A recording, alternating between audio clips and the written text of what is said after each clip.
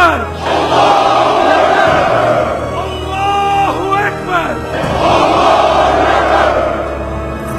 Allahu Akbar!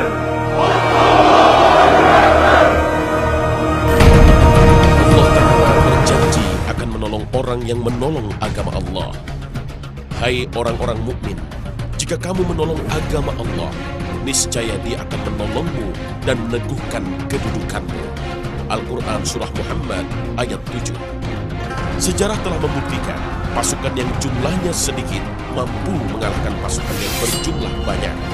Perang Badar contohnya, kaum muslimin yang berjumlah 300-an orang dengan persenjataan minim berhasil mengalahkan pasukan kafir Quraisy yang berjumlah lebih dari 1.000 orang dengan persenjataan lengkap. Bangsa Arab dahulu tidak terpikir mampu mengalahkan dua negeri adidaya, Romawi dan Persia. Namun Allah Ta'ala menolong orang-orang beriman dengan menanamkan keberanian dan keteguhan akidah hingga membuat gentar kaum kafir. Allah Ta'ala pasti akan menepati janjinya jika kita meneladani Rasulullah dan generasi terbaiknya. Ciri-ciri mereka disebutkan oleh Allah Ta'ala antara lain dalam firman-Nya. Muhammad itu adalah utusan Allah dan orang-orang yang bersama dengan dia adalah keras terhadap orang-orang kafir, tetapi berkasih sayang sesama mereka. Kamu lihat mereka rukuk dan sujud mencari karunia Allah dan keridhaan-Nya. Al-Quran Surah Al-Faf ayat 29. Inilah ciri-ciri yang dimiliki pasukan yang akan mendampingi Al-Mahdi, Khalifah pada akhir zaman. Dan semoga kita termasuk orang yang berjuang keras untuk memiliki ciri-ciri orang beriman, yaitu orang yang dalam hidupnya hanya mencari keridhaan Allah Ta'ala.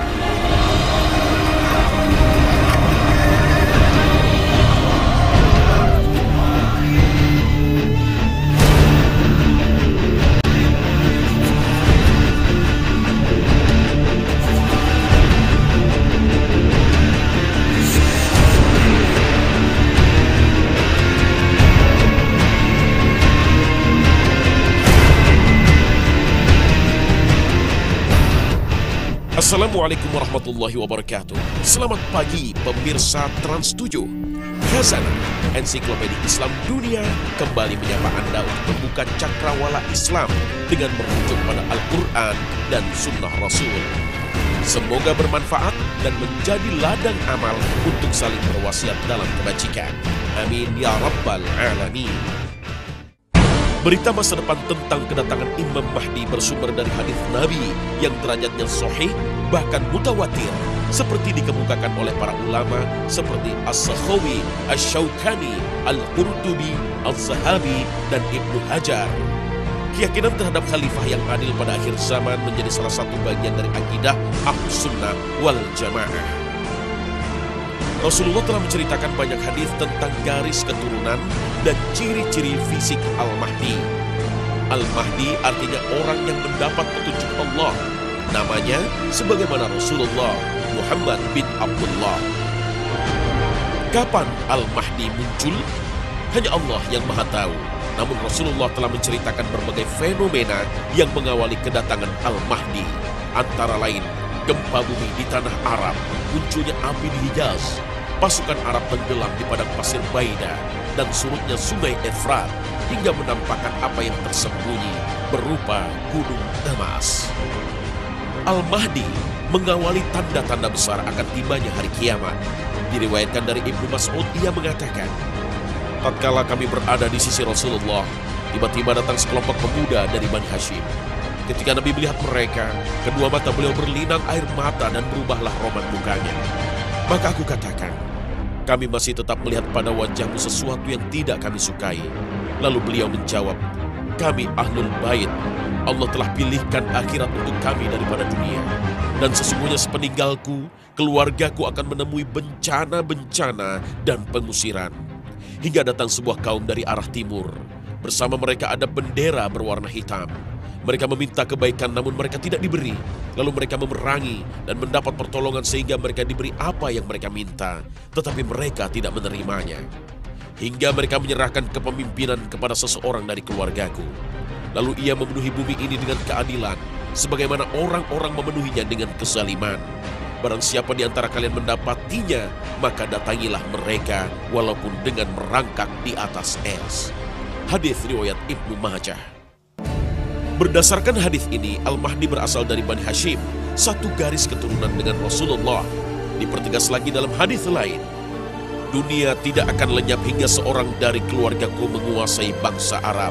Namanya sesuai dengan namaku. Hadis riwayat At-Tirmizi.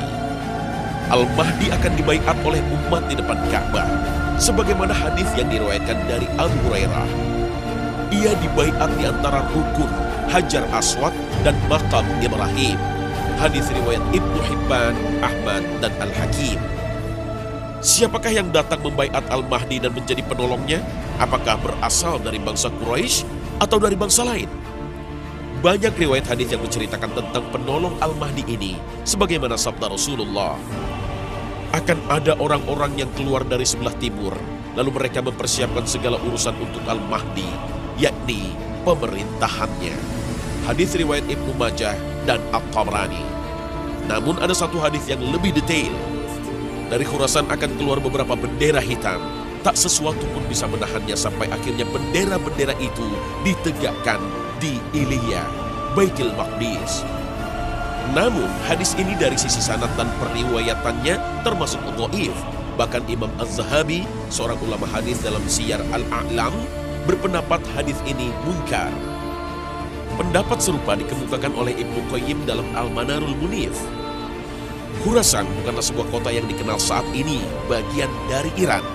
Dalam sejarah, negeri Khurasan terbentuk dari sejumlah kota, yaitu Naisabur, Khard, Meru, dan Balkh. Karena itu, Khurasan tidak identik dengan Iran. Secara umum, Khurasan meliputi banyak kawasan, antara lain Turkmenistan dan Afghanistan. Seperti dijelaskan dalam Tarikhul Umam wal Muluk, karya Imam At-Tabari.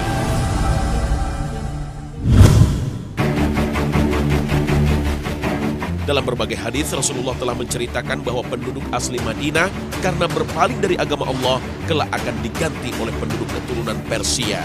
Beliau bersabda, seandainya ilmu agama itu berada di bintang Suraya, niscaya akan menggapainya orang-orang dari keturunan Persia. Hadis riwayat Bukhari Muslim. Hadis serupa disebutkan oleh Imam Tirmizi dalam Al-Mishkat ketika turun surat Muhammad ayat 38. Jika kamu berpaling dari agama, niscaya Dia, Allah, akan mengganti kamu dengan kaum yang lain, dan mereka tidak akan seperti kamu. Al-Quran Surah Muhammad ayat 38. Para sahabat saat itu bertanya kepada Rasulullah, jika kita berpaling, siapakah yang akan menggantikan tempat kita? Nabi meletakkan tangannya yang penuh berkah ke atas bahu Salman Al-Farisi dan bersabda, Dia dan kaumnya yang akan menggantikanmu. Demi zat yang jiwa berada dalam genggamannya, jika agama ini bertaburan di Suraya, maka sebagian dari orang Persia akan mencarinya dan memegangnya. Bangsa Persia kini tersebar selain di Iran juga di Irak, Afghanistan, dan Pakistan. Kawasan ini berada di sebelah timur Madinah yang disebut dalam berbagai hadis Nabi akan menjadi pembela Al-Mahdi. Al-Hafiz Ibnu Katsir dalam An-Nihayah fil Fitan wal Malahim berkata, Al-Mahdi dikukuhkan oleh penduduk Masyrik, timur yang membantunya, menegakkan kekuasaannya dan membangun pilar-pilarnya. Bendera-bendera juga berwarna hitam, yaitu warna yang melambangkan sikap merendahkan diri, karena bendera Rasulullah juga hitam, yang diberi nama Al-Uqab. Namun tak semua bangsa Persia menjadi pembela Al-Mahdi, karena dalam hadis lain Rasulullah bersabda tentang penaklukan yang dilakukan Al-Mahdi. Kalian akan memerangi Persia, lalu Allah menundukkannya. Hadis riwayat Ahmad.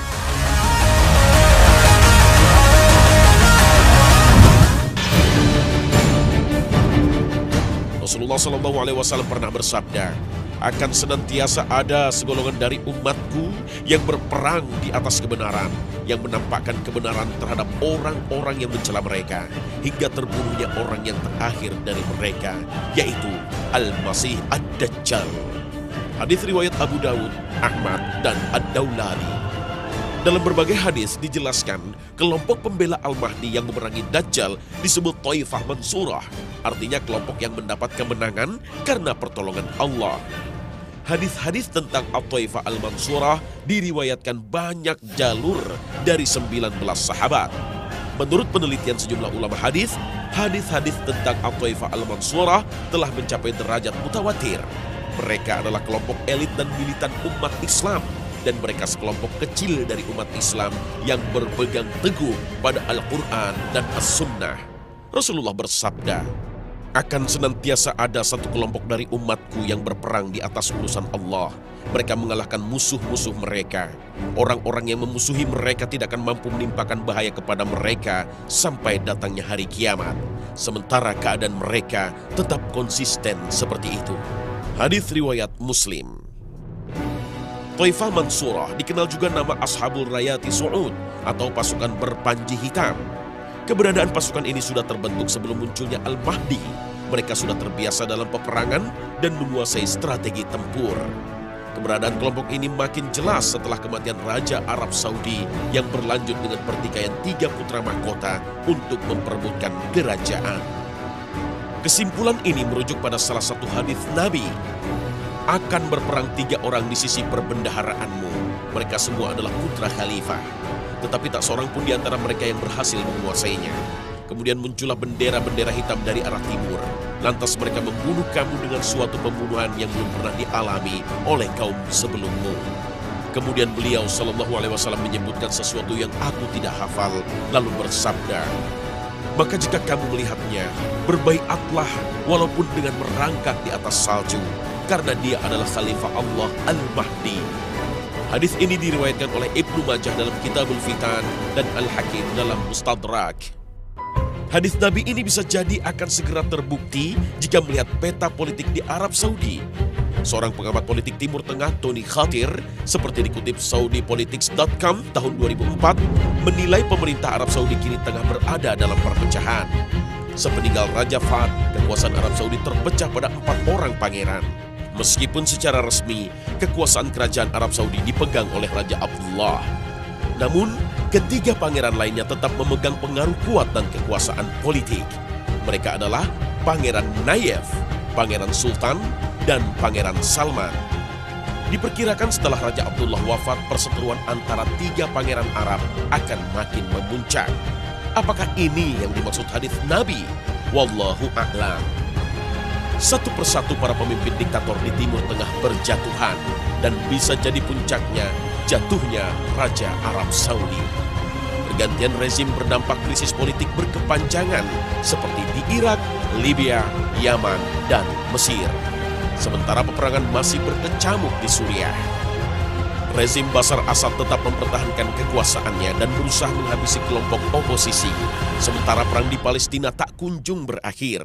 Pejuang Palestina berusaha mempertahankan kemerdekaannya melawan Zionis Israel. Pasukan pemegang panji hitam tidak muncul tiba-tiba. Mereka adalah pasukan yang telah teruji di medan perang. Di Palestina ada kelompok Hamas yang gigih melawan agresi Zionis Israel. Di Afghanistan ada kelompok Taliban yang telah berhasil mengusir Uni Soviet dan kini membuat kelabakan pasukan tempur Amerika Serikat.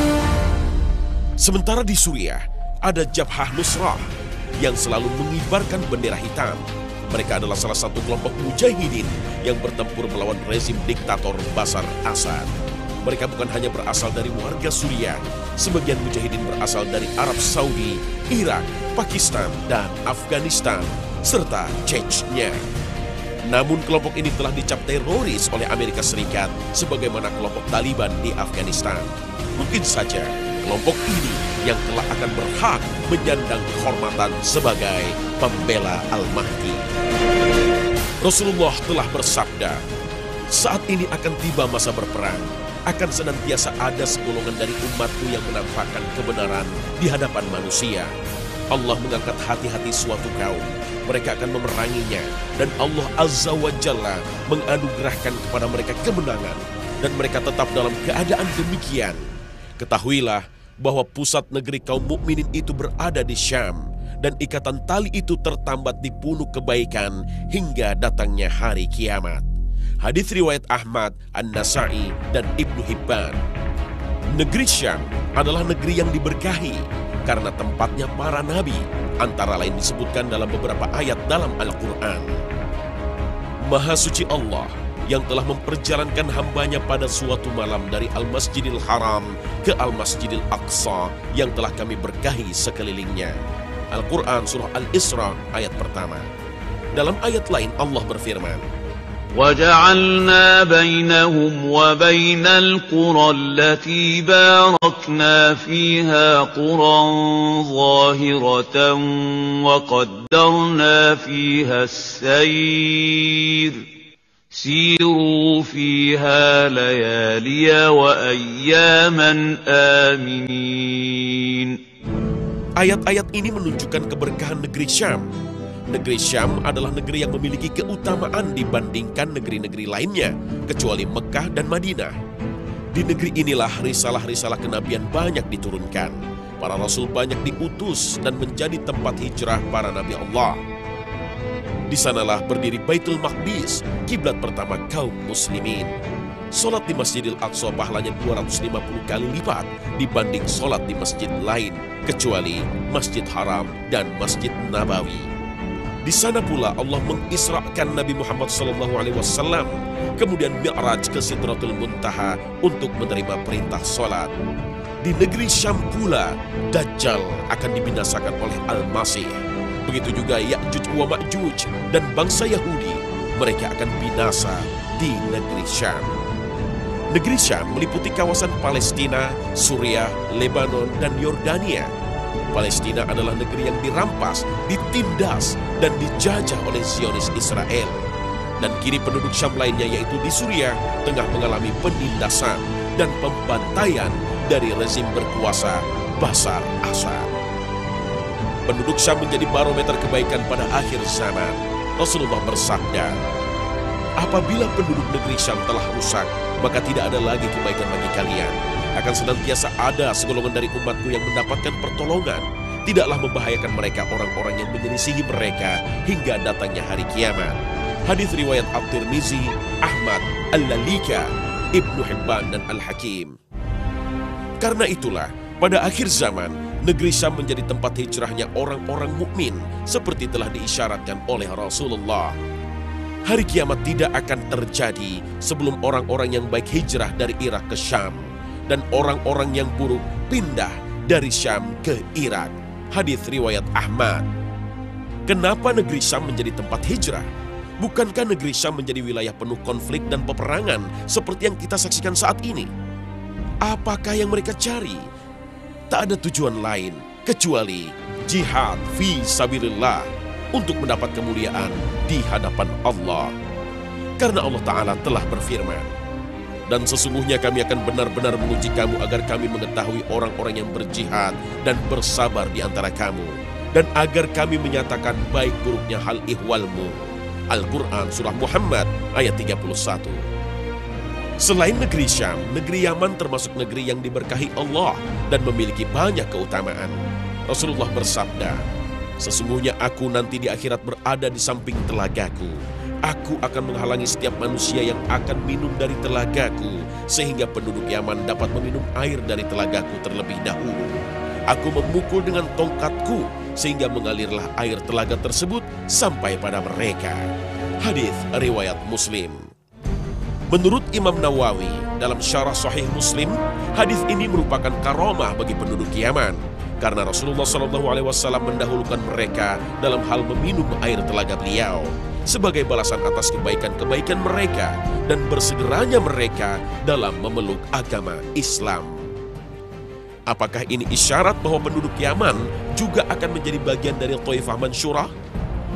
Yaman bukanlah negeri aman dan damai. Krisis politik masih melanda negeri yang pernah dikuasai rezim diktator Ali Abdullah Saleh selama 35 tahun. Meskipun pemilu telah digelar pada tahun 2012, reformasi politik tak berjalan baik. Konflik dan kekerasan masih melanda negeri ini karena kaki tangan rezim militer berusaha untuk mempertahankan kekuasaannya hingga memicu banyak pemberontakan. Allah Ta'ala tengah menguji negeri penuh berkah ini. Siapakah sejatinya orang yang beriman, yang masih memegang teguh kebenaran dan berani melawan kebatilan? Allahu Akbar! Jika penduduk Syam dan Yaman disebut-sebut oleh Rasulullah dalam sabdanya, bagaimanakah dengan kita umat Islam Indonesia? Apakah kita tidak punya kesempatan menjadi umat terbaik yang dicintai Allah dan Rasul-Nya? Rasulullah telah menyebut generasi sahabat dan 2 generasi setelahnya menjadi generasi terbaik.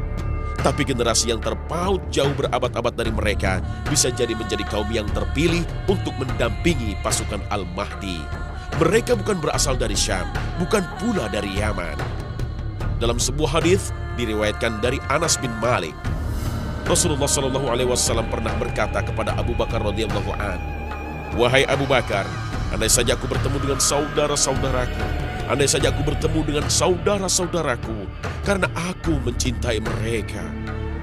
Abu Bakar lalu berkata, "Wahai Rasulullah, kami ini saudara-saudaramu." Rasulullah SAW menjawab, "Bukan, kalian adalah sahabat-sahabatku. Saudara-saudaraku adalah mereka yang tidak melihatku, tidak bertemu denganku, tetapi membenarkan aku dan mencintaiku, sampai-sampai aku lebih dicintainya daripada anaknya dan orang tuanya." Hadis riwayat Muslim dan Ahmad. Yang disebut Rasulullah sebagai saudaranya, mungkin saja kita, umat Islam di Indonesia. Kedudukan mulia ini tentu tidak bisa diraih dengan santai tanpa perjuangan. Negeri ini pernah mengalami ujian berat, mengalami penjajahan lebih dari 3 abad. Para pejuang muslim telah mempertaruhkan jiwanya untuk meraih kemerdekaan. Dan setelah merdeka, ujian keimanan belum berakhir. Era Soekarno sebagai salah seorang pendiri negeri ini telah berganti dengan rezim Soeharto. Semuanya boleh saja telah runtuh dan kita menganggap telah berhasil melewati masa transisi demokrasi. Namun, demokrasi rupanya kembali dikhianati oleh para pengagumnya. Para pemimpin yang telah terpilih melalui proses demokrasi justru terjerat dengan berbagai tindakan korupsi. Mereka menyalahi amanah yang diberikan oleh suara rakyat terbanyak. Inilah resiko demokrasi yang sejatinya menjadi pertanda akhir zaman.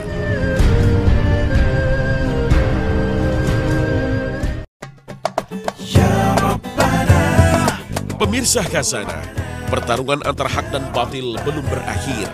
Masih menyisakan berbagai perang besar yang dipimpin Al-Mahdi dan pasukannya. Di manakah posisi kita atau generasi keturunan kita saat itu?